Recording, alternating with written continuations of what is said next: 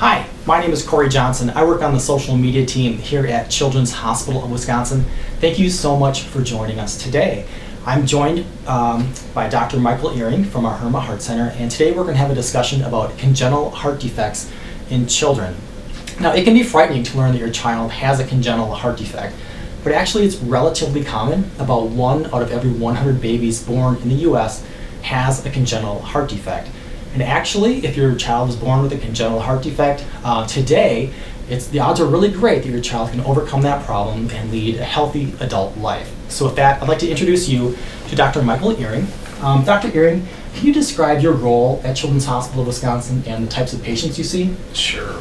I'm adult and pediatric trained, so I started in pediatrics, then internal medicine, and then I went and trained in both adult and pediatric care of the congenital heart patient. So I see pediatric patients, but I also see all the adults that have now grown up with congenital heart disease, have had previous interventions and surgeries. I also run the Marfan and the aortopathy, or any family members that have aortic aneurysms. I also run that here for the program as well. Okay. And so for those who may not know, what is a congenital heart defect? Yeah, a congenital heart defect is really a general term that goes for a broad group of different things that can go wrong in the heart. And basically it's a structural problem of the heart. It can be a hole in the heart, it can be a leaky valve, a tight valve, or a blood vessel that doesn't form, or an abnormal blood vessel that forms that's not supposed to be there. And basically you're born with it. It's genetically regulated or genetically controlled. Something during the formation didn't go right, and that's usually what we're dealing with after the child's born. So can you identify a cause for every congenital heart defect, or how does that work as a physician when you see something like that? It's a great question. The field of genetics continue to evolve and change. What we do know is that if you're a mom that has a heart defect, there's an increased risk for you to have a child with a heart defect. And you were right, 1 out of 100 babies born have a heart defect. If mom has a heart defect, that goes up to somewhere between 5 to 7 out of 100. But even if the father has a heart defect, that number goes up from that 1% to about 3 to 5%. Certain heart defects have a higher prevalence of having a child with it. So if you have a mother that has a hole in the heart, it's probably going to be that 5 to 7%. But if you have a mother who has had a really complicated form, such as hypoplastic left heart syndrome, that percentage may be higher in the 20th percentile risk in that mother. Mm-hmm. And so it's a really complicated, constantly changing system, but it really is all genetically regulated. It's just we're still trying to unlock that as we move forward. But the general rule is 1 out of 100. Mom, it goes up to 5 to 7 out of 100. So again, 93% of the time normal, and then even with father, it's 3 to 5% compared to that 1%. And if you have your first child, let's say, has a congenital heart defect, is it more likely that the second child you have would, or is it not? There is a slightly increase. Yeah. The number still is going to fall between 5 to 7%. It does depend on what that lesion is, though, where there are higher incidents. There are some syndromes, though, that carry much higher risks. And for an example, Marfan syndrome, which is a syndrome that's associated with tall stature and different findings in the muscle systems and can have a dilated aorta. That's a 50% risk if mom or dad have that. And so there are higher percentages. In general, though, those numbers are similar. So if I had a baby that I saw, and then we're questioning about the next brother or sister, the risk should be similar to the general population. Again, somewhere around that 1%. Now, it sounds like there are probably a wide spectrum of congenital heart defects. Some are severe, complex, and some might be more ordinary or routine. Is that right? Or? So that's one of the challenges with congenital heart disease, is that some congenital heart defects are really complicated and some are simple.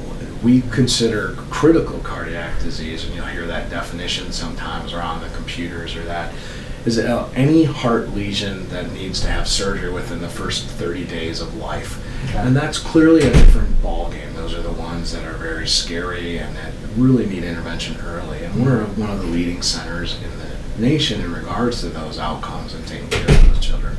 There are other lesions, though, that in general we diagnose, and some may need intervention some point in their life, and others we can watch. And those are the other group of patients we see in general. Majority of patients are going to be in that other group where we can watch them. And so by far the mass majority are not in that first 30 days of life needing surgery. The rest are the ones that we can follow and may or may not need surgery. That's such a great point you bring up as far as the difference between these defects. How are they diagnosed, or when are they diagnosed? In the olden days, and again, even up to the 80s, a lot of children, after they were born, they would be noted to have a heart murmur, or their oxygen content would be low. And a lot of those kids presented really sick to the emergency room or outside hospitals. And that was a very different era. Nowadays, with the excellence of our ultrasound techniques, most fetal echocardiograms, which is a fetal echocardiogram, is an ultrasound of the baby to make sure the baby's structurally normal before birth. We're very good about detecting these things. And the way things have changed is that it's tremendously important that if we know what's going to happen when the baby's born, what has happened with fetal ultrasound and fetal echo is that we're calm. It keeps things calm. Yeah. And it's a really important aspect of this, is because if we know what the baby has, we don't have to do unnecessary testing. We don't have to do emergent type procedures. We can do the right things for what the baby needs as soon as the baby's born. And that prevents the baby from being really sick and having some of these emergency type things needed to be done. There's a really important study recently that was published that shows that when you have a fetal echo and you know the diagnosis, if you're born locally in a center that's experienced, those children do well. The mortality and the morbidity, the problems though, after you have a baby born with heart disease, goes up the further you have to transport that baby. And this is a crucial part. So in the Midwest, and especially in our metro Milwaukee region, we are a center right in everybody's backyard. And we partner with everybody. And when a baby's born, they can be transferred here within minutes and get the right care. If that stops and those babies go really far away, that's going to be a problem. And that increases the mortality of those children. And unfortunately, a lot of places don't tell you that. And so those data is clear. If your baby's born and your child has a heart defect and they're transferred to a close center that's well prepared and has a really good plan, those babies always do better. If you're born and you have a heart defect and they know it, and you're transferring a baby over an hour away, the risk of mortality and morbidity clearly go up. And that is where the whole nation, the metro Milwaukee area, is really important to know that. And our job is to partner with any system in the entire state that wants to work with us. Clearly, when you're 2 hours away and there's not a large children's hospital and you don't have all the specialists, you still have to transfer those babies. But that fetal echo, that fetal ultrasound, having that calm plan in place is really important. If you're one of those babies, though, that needs heart surgery within the 30 days, that baby probably should be born locally, again, at the hospital where the surgery is going to be done. And that's another really crucial part of that planning and working with systems across the state. That's a really crucial point. So you're able to identify potentially during pregnancy whether there is something going on that would need immediate action at birth. Now, are there opportunities throughout a child's life, maybe when they're a toddler or a young child, that you might identify something going on that you didn't catch maybe at birth or pregnancy? In general, that's really rare in nowadays, but it still happens. For an example, bicuspid aortic valves. The aortic valve can be abnormal. It can have 2 leaflets rather than normally having 3 leaflets. Sometimes that's hard to pick up on a fetal echo. Other things, narrowing of certain blood vessels outside the heart, we call that coarctation of the aorta. That sometimes will be hard to pick up on fetal echoes. The other part too is that not all babies get a fetal echo. They usually get a fetal screen that's done by their high-risk OB, and they look at the structural screen. And those screens sometimes are really good, and sometimes they're not. And so certain heart defects still are missed if they've just had that fetal screen.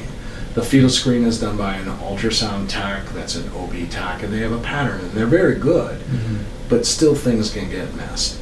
Those patients, though, that have a mom or dad with a heart defect, we always recommend a fetal echo to be done because the risk is high enough that we feel that justifies the cost, and the benefits of that test are really important. And we would recommend that between 18 and 22 weeks. So any mother or father who has a heart defect, we in general would order and recommend a fetal echo to be done in 18 to 22 weeks prior to delivery. And that helps us improve that catch rate. Okay. Here's a good question that just came in. What about if you're a parent that has a congenital defect and did a fetal echo when you were pregnant? Should you get a follow-up on your children? Yeah, that's a really great question. And it's in life, nothing's a simple answer. Yeah. So what I would say is that if the fetal echo is really done by a trained fetal echocardiographer, in general, if they have concerns, they will recommend an echo after the baby is born. If they don't really have concerns and they're very comfortable and confident, unless there's a murmur noted or something else noted at the time of delivery, you don't always have to have that echo. I have really, really good fetal echo docs here, and I really go by what they go and they recommend. If they really are worried or concerned about something and they have any doubts or hesitation, we will always get that echo after the baby's born. Can you maybe take a minute just to describe what is a fetal echocardiogram? Just so folks who may not know what that means. Yeah, so a fetal echocardiogram, unlike the fetal ultrasound, so when you go to your OB, they do an ultrasound, but they look at all the organs. They look at the head, they look at the spine, they look at the heart. But they take a picture of the heart and they only take one view of the echo. When we do a fetal echo, we actually do just like the normal echoes that you have in our cardiology clinic after the baby's gone. We do all the imaging planes and we look at all the blood vessels and all the valves individually. And so it's a really more detailed look at the heart than you're getting at just by your regular OB. The regular OB really will take one picture. It'll take a 4-chamber. It'll look at all the heart in general as a structure, but they don't look at each of the individual valves or each of the blood vessels or each of the chambers. And that's the difference by a cardiologist when we do a fetal echo. It's a really detailed, specific look at everything. We measure how the blood's moving, how fast it's moving. We measure pressures, and that really gives us a good hint of what's going on. Very different, very good question, but a very different study than what you're getting at just by your basic OB. Great question, great point. Okay. Here's another question that just came in. My son has HLHS and is now 13. What does his future hold? Yeah, that's a great question, given that I'm the adult congenital program director. What I can tell you is that this is a very new growing group that we've had. Survival from HLHS has improved over the last several years. What is HLS? Hypoplastic left heart syndrome. Okay. Just to take a step back, there's a series of surgeries after a hypoplastic left heart syndrome patient's born. The ultimate end up is with a Fontan procedure. We are now just having hypoplastic left heart syndrome patients present in adulthood, turning age 18, turning 23. I believe our oldest one in my program right now is right around 23, 24. And I could be off 1 or 2 years, but right in that age group. And the answer is that we do know that they have long-term risks and complications, and that's the reason why we continue to follow these patients very closely. We continue to rewrite the textbooks as we go. The hypoplastic left heart syndrome patient didn't survive in the past. Now they're surviving to adulthood, and one of our jobs is to identify those problems and make sure that we're changing our treatment to try to make sure that their quality of life is good and their survival is good.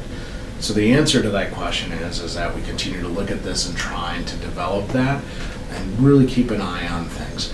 We do know that there is risk long term. We also know that a lot of these patients are going to have problems that we need to identify and address. But that's really why the center exists. That's why we have protocols. And again, one of the reasons why coming to an adult congenital heart experience center is very different than going to somebody else that is not an adult congenital center. Is this program for adults unique in the Midwest or in the state, or? Yeah. So our adult congenital program started in 2004. We went from 100 patients a year to now seeing over 2,700 patients a year. We have 8 different outreach sites. We now have 1 to 2 clinics every day of the week. And so our center is dedicated. It's a team of individuals, and that's what makes us different. It's not just me as the director. I have dedicated nurses, I have dedicated nurse practitioners, and there's 4 of us that all we do every day is adult congenital. We also partner with high-risk OB. We partner with anesthesia. We partner with MRI, cath lab, EP, and it's a program. It's a village of people that take care of adults with congenital heart disease. Not one, not two, but a village. And I truly believe that that's what it takes to take care of these people. And that's why our adult congenital center is very different. There's nothing even close to this in the state of Wisconsin. And we're one of the leaders in the entire Midwest. Wow. We sit on the Adult Congenital Heart Advisory Committee for the Adult Congenital Heart Association. I recently just published the Adult Congenital Heart Guidelines for patients age 40 and over. And your question earlier was great, because over 40, those new risks, those new complications are something. We're the only center in the state that focuses on research, not just for the generation now, but if we learn from our mistakes in the past, we can help the next generation coming along. And it's really different. We have a full-time social worker, we have a dietitian, we have a lot of pieces of the puzzle. That's what makes our program so special, is that it's a team of individuals 100% of the time dedicated to adults with congenital heart disease. There's nothing close to that in the state. Wow. Here's another good question that just came in. I'm 26, 3 open heart surgeries, single ventricle, TGA, and dextrocardia. Have you seen older patients with my similar defects? 100% is the answer. We have patients with single ventricles. We follow over 100 adults with single ventricle physiology in our program alone. And we have a lot of patients. We have patients, you have to remember that the Fontan procedure was done in 1971. And from 1971 to now, you can do the math. 2015, 2016 minus 71. That's the age of our Fontans. And so 40s and 50s, that's kind of right where the cutoff would be based on that data. So we have several patients in their 40s. We have some patients in their early 50s that have had a Fontan procedure and are doing okay. Those are great questions, but again, another reason why we've learned what problems can happen. We're still learning, but we have a lot of experience to try to help with those. Remember, my job and my team's job is to work on the quality of life and making sure that you're able to do the things that you need in life and maintain that. That's a tricky and that's a really big challenge for us, but working together with you, we can make that happen. What type of advice would you have to a set of parents who are concerned? They may have gone through a fetal echocardiogram, identified that there's a risk. What type of advice do you have for them when they look to seek care for their child after birth? Like, how do they choose the right hospital to go to or the right providers? Right. I think, again, the key is you want a place that has depth. It's a village of people that takes a village of people to take care of people with congenital heart disease. That's outstanding heart surgeons, outstanding dedicated congenital heart anesthesiologists. It's congenital ICU doctors. It's a congenital cardiologist. It's having an electrophysiologist, somebody that's a specialist in arrhythmias. It's having somebody that's a specialist with fetal echocardiograms. You want the depth and the breadth, whatever center you pick, that they can handle any issues that come at you. And more importantly, they've been doing it a long time and they have the experience to deal with those things.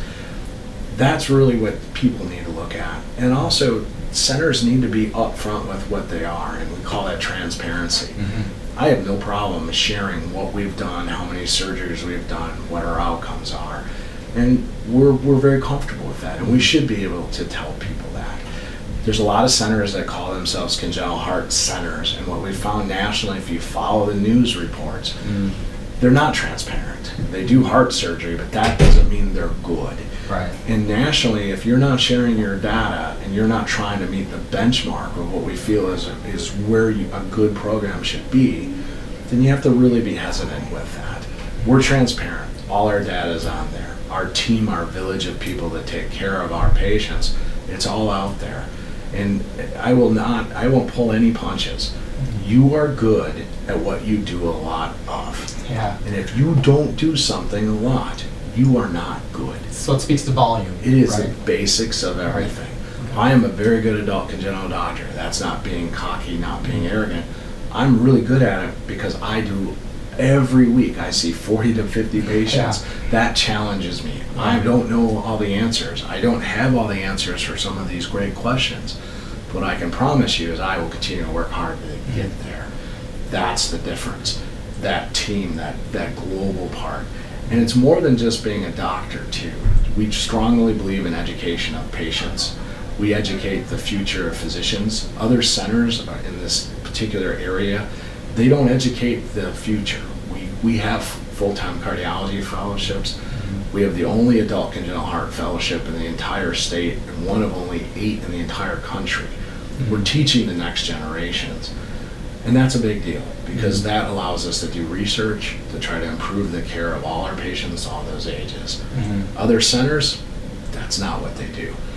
So clinical excellence, education of our patients, but also the future teachers, the future physicians, and then also research to make each generation better. Those are our 3 platforms I really believe in. And it's what I've built the adult congenital program around too. Here's a good question. How common is TOF? Yeah, that's a great question. Tetralogy of flow is what TOF stands for. And it's a lesion that has a series of things. There's a large hole between the bottom chambers, and then there's narrowing of the blood vessels that carry the blue blood to the lungs. And so depending on how narrow those blood vessels are, babies are often really blue, or cyanotic is what we would call it. And it depends on how blue they are, whether they need surgery right when they're born, or whether they can have surgery later on. The answer is it's the most common cyanotic heart disease that we see, and it's one of the more common forms of congenital heart disease that we'll encounter in the general population. So it's actually really common. It's one of the most common follow-up lesions that we see in the adult congenital heart program. Here's another great one. I have a dilated aorta. What are the chances that I will pass it on to my baby? I have a fetal echo set up for mid-March. So the question to you would be is that, and again, as I run the aortic aneurysm and the MARFAT program, we have extensive experience in trying to do this. So the question, to answer that question, I often need to know why you have a dilated aorta. And so in our center, when you would come and see me or one of my colleagues, that would be the focus. Why do you have a dilated aorta? And there's a lot of reasons for that. But we need to answer why you have a dilated aorta to answer whether the risk of it is with your baby. If you have a genetic etiology, a gene that's associated with a dilated aorta or an aortic aneurysm, the risk is about 50% that your child could also carry the same gene. But I have to know that to figure that out to tell you what the risk is. We see over 500 patients here in the center a year with aortic aneurysms. The difference between our program and other programs, again, is that we do focus on the genetics aspect. We now are able to do the testing in-house. We just have a panel that just was released last week where before we counted on other labs to look at those, we would draw the blood and send it somewhere. We actually are now able to offer that in-house. And that's a big deal for us because we hope that within 14 days after having your blood test, we'll have an answer for you. Great question, not an easy answer given I need to know that other piece of information. Here's another great one. How many cases of TAPVR do you see in a year? Yeah. So total anomalous pulmonary venous return is what that means, and what that is that the pulmonary veins normally connect to the left atrium, but embryologically it's crazy. Embryologically the veins are over here and the heart is here, and they grow together. They come and they grow together. If that growing together doesn't make it and those veins don't come into the heart, then you have an abnormal connection that exists between those veins. And that abnormal connection can be anywhere. It can run below the diaphragm, it can be above the diaphragm. And the answer is that it can be an emergency, it can be a situation where we need to do surgery immediately. In some cases, they all need surgery in that first 30 days of life, but sometimes we can wait a couple of days depending on the medicines. The answer is it's not the most common heart defect that we see because it's not in general. It's somewhere in that smaller percentage, but we do several cases a year in general with total anomalous pulmonary venous return, meaning that we do the most of these surgeries in the state for sure, and it's one of those that we see several cases. It's not once a month though because it is a more rare congenital heart defect. But again, I would say somewhere between 5 to 6 to 7 a year. And also there's a lot of different variations of that, so that's really another difficult answer with that. Okay. Here's another one.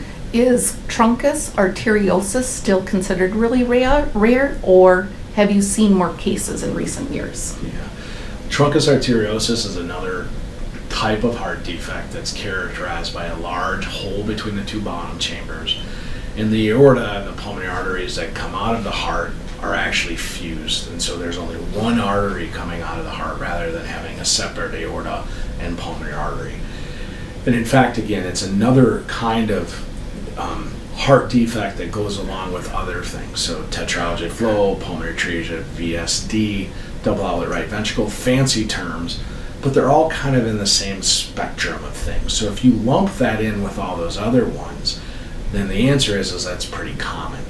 Truncus arteriosus itself is still a pretty common one that we see every year, and we deal with it. But again, your question is hard because there's always versions of truncus arteriosus as well. So there's 4 different types of truncus arteriosus. And again, that makes it a little more hard to define which group that is. So your answer is we see a lot. It's pretty stable. All these questions, if you take a step back, here's what I would like to tell you. We know that 1 out of every 100 babies born with a heart defect every year. And so that combination of what heart defects we see every year is very similar across. So if I took the last 10 years and I took the numbers of babies born with heart defects, it's going to be really similar. And the numbers of babies born with each of those heart defects is really pretty similar. It hasn't changed. And that goes back to our genetics driving that. And so great questions. And the other part too is the birth rate in our state is really like this, and it's actually dropped a little bit. So the number of babies born with heart defects in the state is pretty constant, except for when the number of births go down in our state of Wisconsin.